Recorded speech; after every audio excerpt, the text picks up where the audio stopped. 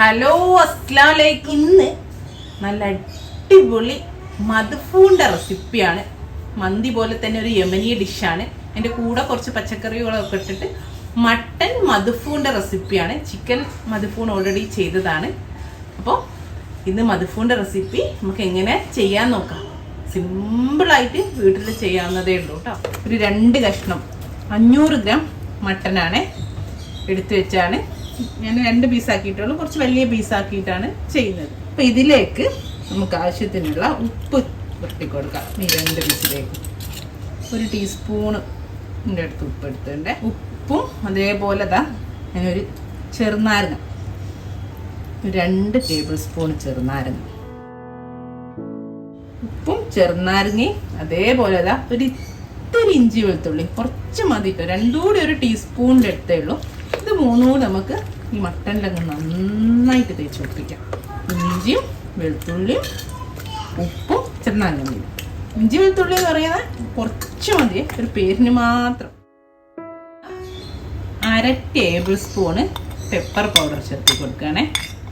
1 teaspoon നമ്മുടെ Arabic masala ഞാൻ already ചാനലിൽ ചെയ്തതാണ്. ലിങ്ക് ഞാൻ ഡിസ്ക്രിപ്ഷനിൽ കൊടുക്കാം. പിന്നെ ഒരു 1/2 ടേബിൾ സ്പൂണ് നമ്മളെ മല്ലിപ്പൊടി, അതായത് കൊറിയാണ്ടർ പൗഡർ. പിന്നെ 1/2 ടേബിൾ സ്പൂണ് ജീരകപ്പൊടി, ചെറിയ ജീരകം പൊടിച്ചത്. ഇത്ര ഇട്ടിട്ട് നന്നായിട്ടൊന്ന് നമുക്ക് ഇതിൽ പൊട്ടിക്കൊടുക്കാം. ഒരു 2 ടേബിൾ സ്പൂണ് ഒലീവ് ഓയിലും ചേർത്തിട്ട് ഒന്നുകൂടെ ഒന്ന് പൊട്ടിക്കൊടുക്കാം. നന്നായിട്ട് പൊട്ടിക്കൊടുത്തു. ഇനിയിപ്പോൾ ഇതൊന്ന് ഇവിടേക്ക് മാറ്റിയേക്കാം. നമുക്കിനി വേണ്ട കുറച്ച് പച്ചക്കറികളൊക്കെ ഒന്ന് റെഡിയാക്കാൻ. ഇനി നമ്മൾ മദ്ഫൂണിന് ആവശ്യമുള്ള പച്ചക്കറികളൊക്കെ ഇവിടെ എടുത്ത് വെച്ചിട്ടുണ്ട്. ഞാൻ ഒരു വലിയ പൊട്ടാറ്റോ കണ്ടോ ഇതുപോലെ റൗണ്ടായിട്ട് കട്ട് ചെയ്ത് വെച്ചു. അതേപോലെ കുറച്ച് ക്യാപ്സിക്കം, ഞാനിപ്പോൾ ഗ്രീനാണ്. അതേപോലെ ഒരു ക്യാരറ്റ് കട്ട് ചെയ്ത് വെച്ചിട്ടുണ്ട്. പിന്നെ ഒരു പകുതി സവാളയും കട്ട് ചെയ്ത് വെച്ചിട്ടുണ്ട്. വെളുത്തുള്ളി ഒരു 5-6 വെളുത്തുള്ളി ഞാൻ കട്ട് ചെയ്ത് വെച്ചിട്ടുണ്ട്. ഇത്രയാണ് നമുക്ക് ഇനി വേണ്ട പച്ചക്കറികൾ കേട്ടോ. നമുക്കിത് ഫോയിൽ പേപ്പറിൽ നന്നായിട്ട് കവർ ചെയ്യണം. ഞാൻ 2 പൊതിയായിട്ടാണ് ചെയ്യുന്നത്. 2 പീസ് മട്ടൻ ഉണ്ടല്ലോ, അത് 2. അപ്പോൾ ഞാൻ ഒന്നിന് വേണ്ടിയിട്ട് ഒരു 2 ഫോയിൽ പേപ്പർ ഞാൻ തിരിച്ചു മറിച്ച് വെച്ചിട്ടുണ്ട്. ഇനി ഇതിലേക്ക് പീസ് വെച്ച് കൊടുക്കാം. ഇനി നമ്മൾ നേരത്തെ എടുത്ത പച്ചക്കറി ഇല്ലേ, നമ്മൾ മസാല പുരട്ടിയ ഒരു പ്ലേറ്റിലില്ലേ, ഒന്നൊന്നങ്ങ് അതിൽ കുറച്ച് അടിയിൽ മസാലകളൊക്കെ ഉണ്ടല്ലോ, അതിലൊന്നങ്ങ് പുരട്ടിയെടുത്തിട്ടുണ്ട്. എന്നിട്ട് നമുക്ക് ഇതിൻ്റെ കൂടെ വെച്ചു കൊടുക്കാം.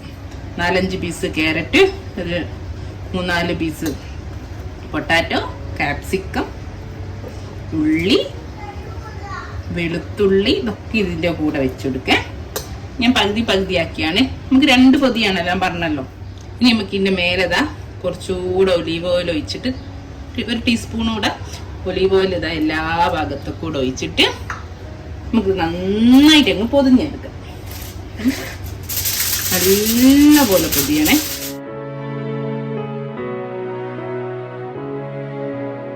ഇനിയും ഞാനിത് വേറൊരു 2 എണ്ണത്തിലും കൂടെ പൊതിയാണേ. കാരണം ഇത് നമ്മൾ സ്റ്റീം കുക്കിംഗ് ആണ് ചെയ്യുന്നത്. അപ്പോൾ വെള്ളം കയറാൻ പാടില്ല, പൊട്ടിപ്പോവാൻ പാടില്ല. അതുകൊണ്ട് നന്നായി എത്രത്തോളം പറ്റും അത്രയും നന്നായിട്ട് ഫോയിൽ പേപ്പർ ഇട്ടിട്ട് കവർ ചെയ്യണേ.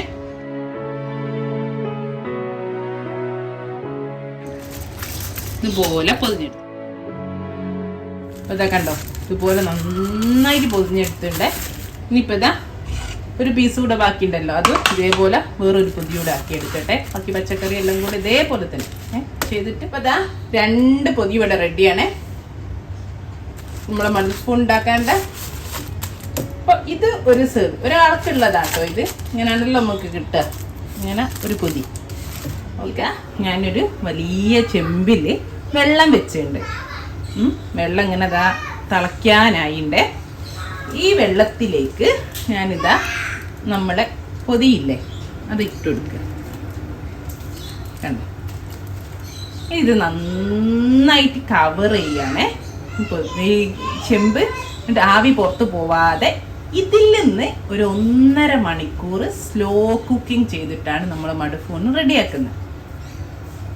ഞാൻ നന്നായിട്ട് ഇത് കവർ ചെയ്യട്ടെ. ആദ്യം ഫോയിൽ പേപ്പർ കൊണ്ട് കവർ ചെയ്യാം. അപ്പോൾ നന്നായിട്ട് ഫോയിൽ പേപ്പർ കൊണ്ട് കവർ ചെയ്തിട്ടുണ്ട്. ഞാൻ പ്ലേറ്റ് വെച്ചതാണ്. നന്നായിട്ട് പ്രസ് ചെയ്ത് നിൽക്കാൻ വേണ്ടിയിട്ട്.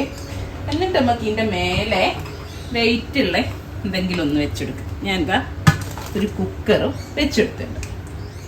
കണ്ടോ, ഇതുപോലെ വെച്ചെടുത്തിട്ടുണ്ട്. അപ്പോൾ നന്നായിട്ട് തിളയ്ക്കുന്നുണ്ട് വെള്ളം. അപ്പോൾ അത് തിളച്ചതിന് ശേഷം ചെറിയ ഫയറിലിട്ടിട്ട് ഉള്ളിലെ ആ ഒരു തിളയ്ക്കുന്നത് നിൽക്കൂലല്ലോ, നല്ലോണം അടിച്ചു വെച്ച് ആവിയൊന്നും പുറത്തു പോകുന്നില്ല. അപ്പോൾ ഏറ്റവും ചെറിയ തീയിലിട്ടിട്ട് ഒരു 1.5 മണിക്കൂർ നമുക്ക് സ്റ്റീം കുക്കിങ് ചെയ്തെടുക്കാം. 1.5 മണിക്കൂറൊക്കെ കഴിഞ്ഞു. ഞാൻ തീ ഓഫ് ചെയ്ത് വെച്ച് ഒന്ന് ചൂടെണ്ണോട്ടെ വിചാരിച്ച് പിന്നെയും ഒരു 15 മിനിറ്റ് ഒക്കെ കഴിഞ്ഞു കേട്ടോ. നമുക്ക് തുറന്ന് നോക്കാം.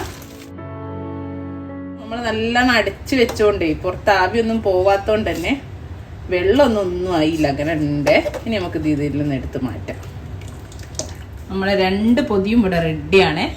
ഇനി നമുക്ക് മന്തി റൈസ് ആണ് ഇതിൻ്റെ കൂടെ കഴിക്കാൻ. നോർമലി ഈ യമനി ഡിഷാണല്ലോ മദ്ഫൂൺ. ഞാനിതാ ഇവിടെ സെപ്പറേറ്റ് ഇവിടെ മന്തി റൈസ് ഉണ്ടാക്കിയിട്ടുണ്ട്.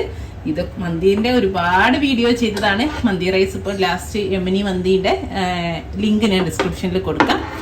നിങ്ങൾക്ക് ഇനി ഏത് അറബിക് റൈസും വേണമെങ്കിൽ ഇതിന് യൂസ് ചെയ്യാം. നോർമലി മന്തി റൈസ് ആണ് മദ്ഫൂൻ്റെ കൂടെ കൊടുക്കുന്നത് കേട്ടോ. ഇനി നമുക്കൊന്ന് തുറന്നിട്ട് ഈ റൈസിൻ്റെ മേലേക്ക് തുറക്കാണ്. കേട്ടോ, നമ്മളെ മട്ടനൊക്കെ വെന്തിട്ട് എല്ലൊക്കെ വിറ്റ് എല്ലെന്നൊക്കെ വന്നേ കണ്ട. പൊന്തിയാൽ ചിലപ്പോൾ പൊട്ടിപ്പോകും കേട്ടോ, അങ്ങനെ വെന്തുണ്ട്.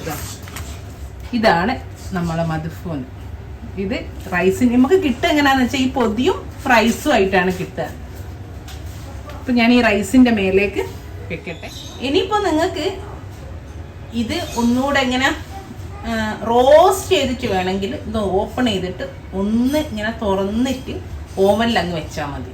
ഓക്കെ, ഒരു 10 മിനിറ്റ് നേരം തുറന്നിട്ട് ഓവനിൽ വെച്ചാൽ നല്ല ബ്രൗൺ കളറായി നല്ല റോസ്റ്റഡ് ആയിട്ട് കിട്ടും. അങ്ങനെ വേണമെങ്കിൽ. ഓക്കെ, അപ്പോൾ ഇത്രേ ഉള്ളൂ.